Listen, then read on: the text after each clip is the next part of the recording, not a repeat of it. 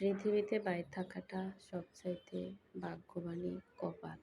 যাদের ভাই আছে তাদেরই ভাগ্যে আছে, আর যাদের ভাই নেই তাদের ভাগ্যও নেই। আমি মনে করি আলহামদুলিল্লাহ আমার ভাই আছে, আমি সবচাইতে ভাগ্যবতী। আসসালামু আলাইকুম, সবাই কেমন আছেন? আশা করি যে যেখান থেকে আমার ভিডিওটি দেখছেন ভালো আছেন এবং সহি সালামতে আছেন। আমি আপনাদের দোয়া ভালো আছি এবং সহি সালামতে আছি।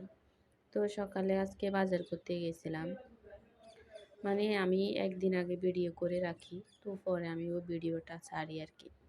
তো কালকে আমি বাজারে গেছিলাম, তো বাজার থেকে মূলা আনছিলাম। মূলার কেজি 50 টাকা করে। তো আধা কেজি মূলা নিছি আমি, আর এখানে ভেন্ডি নিছি 250 গ্রাম, তারপরে টমেটো নিছি 1 কেজি, 1 মুঠা মূলার শাক নিছি 1 মুঠা। তো এগুলো নিছি, আমি জানতাম না যে আমার ভাই যাবে আমাকে নিয়ে, মানে নিয়ে আসবে আর কি। আমি আজকে অনেকদিন যাব অসুস্থ। তো পরে ও শুনছে, ওর বউকে বলছিল আর কি যে আফাকে বলো আফা আসবে কিনা, ও অসুস্থ। তো বলছে যে আমি নিয়ে আসবো আফাকে গিয়ে। পরে আমি বলছি যে তোদের দুলাভাইকে জিজ্ঞেস করি, তোদের দুলাভাই যদি বলে যাওয়ার জন্য তাহলে যাব, আর যদি বলে যে না যাইতে তাহলে যাব না। পরে আপনাদের ভাইয়াকে জিজ্ঞেস করেছে, আপনারা ভাইয়া একবার বলে যাও, একবার বলে যেও না, যে ছেলেকে কে খাওয়াবে, ছেলের জন্য কে রান্না করবে, ছেলেকে মানে 2 বেলা নাস্তা দেওয়া লাগে, 1 বেলা ভাত দেওয়া লাগে।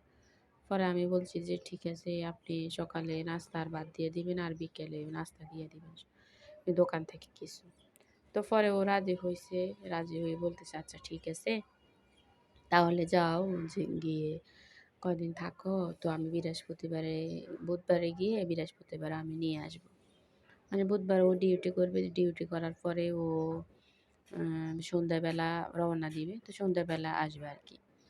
পরে আমি বলছি আচ্ছা ঠিক আছে। পরে আমার ভাই কালকে গিয়ে মানে আমাকে বাজার করার পরে ধরো আমি রান্নাটা বসাই দিছি, রান্নাটাও হয়ে আসছে। তো এমন টাইমে ও আমাকে ফোন দিছে, ফোন দিয়ে বলতেছে যে ও রেডি, আমি রেডি হয়ে থাকার জন্য ও গিয়ে আমার নিয়ে আসবে। তো আমাদের জন্য আমি লাল শাকটা আর চিংড়ি মাছ দিয়ে লাল শাক রান্না করব, একটা আলু দিয়ে। তো এটার জন্য মানে আমি এগুলা কুটি কাটি নিতেছি আর কি। তো এগুলা কুটি কাটা হয়ে গেছে, হওয়ার পরেই মানে আমার রান্নাটা প্রায় হয়ে আসছে। আমার সকালে আবার আমি